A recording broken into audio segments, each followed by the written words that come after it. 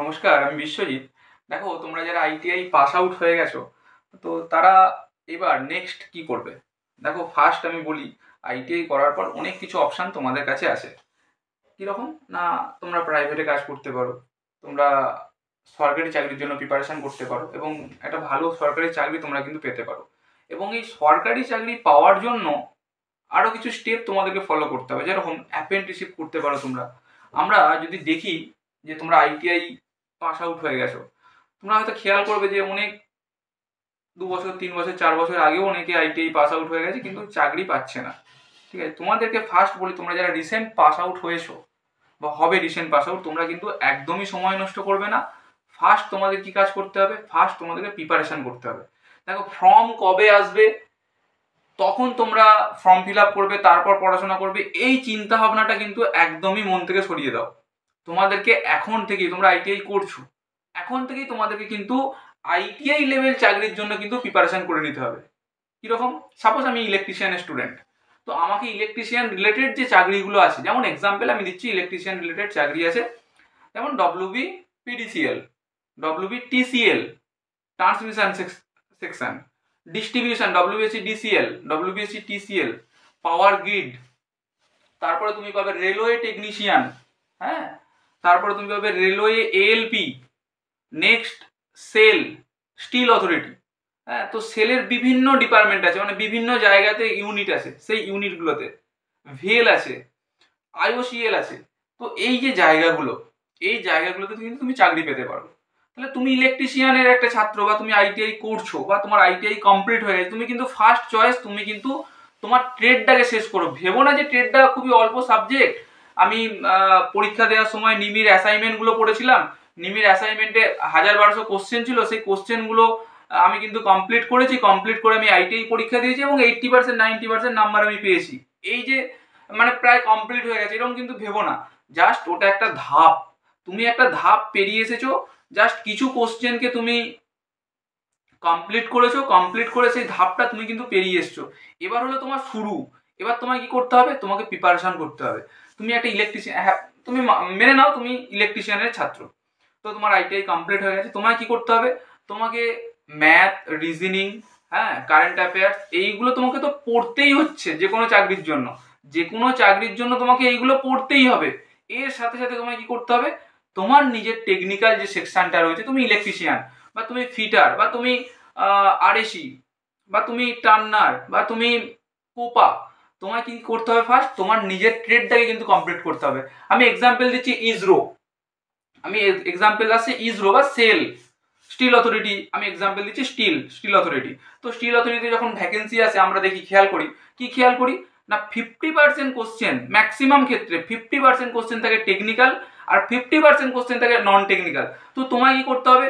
তোমায় কিন্তু technical সেকশনটাকেও cover করে রাখতে হবে, প্লাস তার সাথে সাথে নন টেকনিক্যালকেও কভার করে রাখতে হবে। এবার সাপোজ এক্সাম্পল একটা ভ্যাকেন্সি এলো, সেটা হলো ইসরো।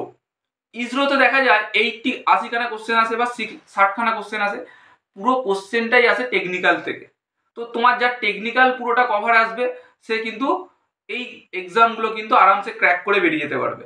তারপর এক্সাম্পল দিচ্ছি আমি গার্ডেন রিচ বা এনএমডিসি।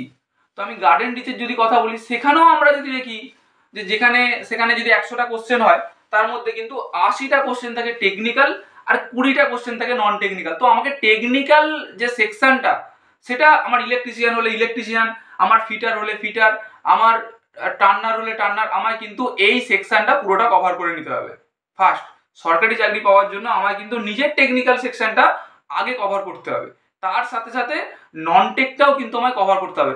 তো আমি বলে দিই কিছু ব্যাপার, সেটা হলো, আমরা যদি দেখি যে টেকনিক্যাল লেভেলের যে চাকরিগুলো হয়, সেখানে নন টেক কিন্তু অতটাও খুব কোশ্চেন যে হার্ড হয় তা কিন্তু হয় না। খুবই জায়গা হিসাবে বা কম্পিটিশন হিসাবে কোশ্চেন হার্ড হয়, কিন্তু অনেক সময় কিন্তু, সবসময় মাথায় রাখবে, কিন্তু অনেক ইজি কোশ্চেন কিন্তু আমাদের করা হয়।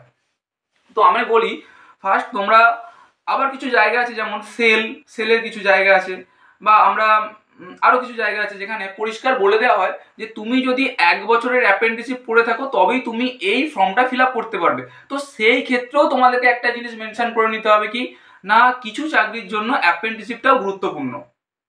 যেমন রেলওয়ে চাকরির জন্য অ্যাপেন্ডিক্স, রেলওয়ে চাকরির জন্য তুমি কিছু ছাড় পাবে, একটা পার্সেন্টেজ তুমি ওখানে ছাড় পাবে, একটা রিজার্ভেশন পার্সেন্টেজ থাকবে, ঠিক আছে।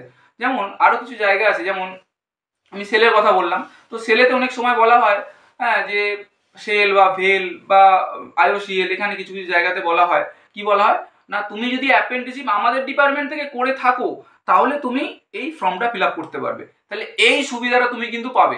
অ্যাপ্রেন্টিসশিপ তুমি যদি করে নাও তাহলে তুমি কি পাবে, তুমি একটা 1 বছরের এক্সপিরিয়েন্স পেয়ে গেলে, এটা একটা দারুণ একটা জিনিস, যেটা তুমি একটা 1 বছর এক্সপিরিয়েন্স, হাতে কলমে কাজ করার একটা এক্সপিরিয়েন্স তুমি আইটিআই করার পর নিয়ে নিলে, এবং তারপরে তুমি সমস্ত চাকরির ফর্ম ফিল আপ করতে পারবে।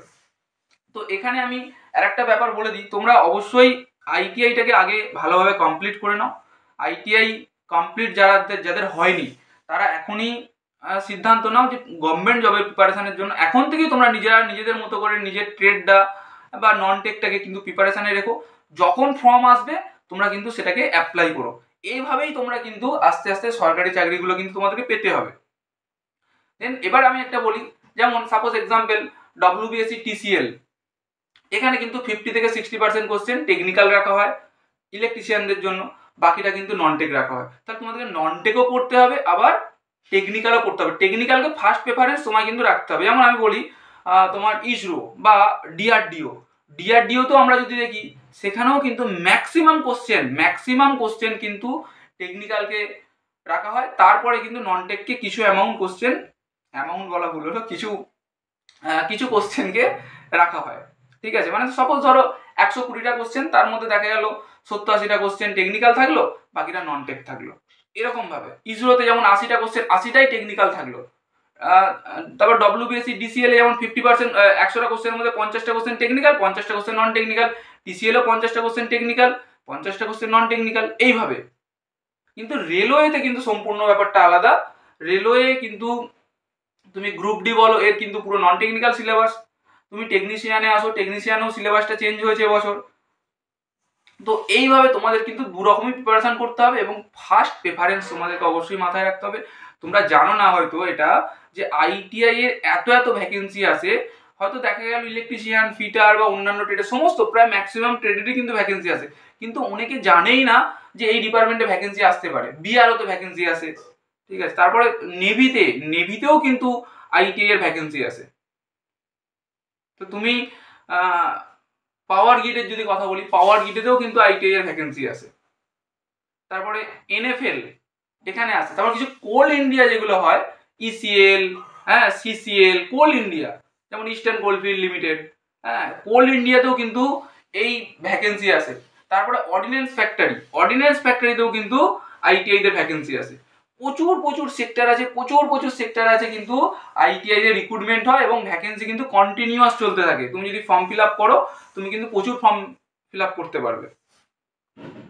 তারপর কিছু কেন্দ্রীয় বিদ্যালয় আছে, সেখানেও কিন্তু ইলেকট্রিশিয়ানকে একটা প্রেফারেন্সে রাখা হয়, ইলেকট্রিশিয়ানের কিন্তু ভ্যাকেন্সি হয়। অনেক হসপিটালেও তোমরা হয়তো খেয়াল করবে, অনেক বড় হসপিটাল আছে, সেই হসপিটালেও কিন্তু ইলেকট্রিশিয়ানের ভ্যাকেন্সি থাকে। তো এত জায়গা রয়েছে, তোমরা কিন্তু ইলেকট্রিশিয়ান, বিভিন্ন মেট্রো রেলওয়ে আছে, হ্যাঁ, লখনৌ মেট্রো, দিল্লি মেট্রো, ঠিক আছে, এই জায়গাগুলোতেও কিন্তু আইটিআইদের ভ্যাকেন্সি আছে। আমি হয়তো মিস করে গেলাম অনেক কিছু, যেমন পাঞ্জাবের কিছু, উড়িষ্যার ইলেকট্রিসিটি বোর্ড, পাঞ্জাবের ইলেকট্রিসিটি বোর্ড, তো এরকম বিভিন্ন জায়গায়, হরিয়ানা ইলেকট্রিসিটি বোর্ড, সমস্ত জায়গাতেই কিন্তু আইটিআইদের ইলেকট্রিশিয়ানের ভ্যাকেন্সি আছে, বা এবং আদার্স সেক্টরে মিউনিসিপ্যালিটি যদি কথা বলো, বিভিন্ন মিউনিসিপ্যালিটিতেও কিন্তু আইটিআইদের ভ্যাকেন্সি আছে। তো ফার্স্ট প্রেফারেন্স তোমরা আইটিআই করে নিয়েছো মানে তোমাদের কাছে একটা দারুণ সুযোগ রয়েছে, তোমাদের কিন্তু সরকারি চাকরির দিকে তোমাদেরকে এগোতে হবে। সরকারি চাকরি, তুমি যদি প্রাইভেটে কাজও করো, তোমাকে মাথায় রাখতে হবে যে তোমায় সরকারি চাকরি পেতে হবে, এবং প্রাইভেটে কাজ করার সাথে সাথে তোমার প্রিপারেশনকে চালিয়ে যেতে হবে, এবং একটা সরকারি চাকরি পাওয়ার জন্য তোমায় কিন্তু প্রিপেয়ার হয়ে উঠতে হবে।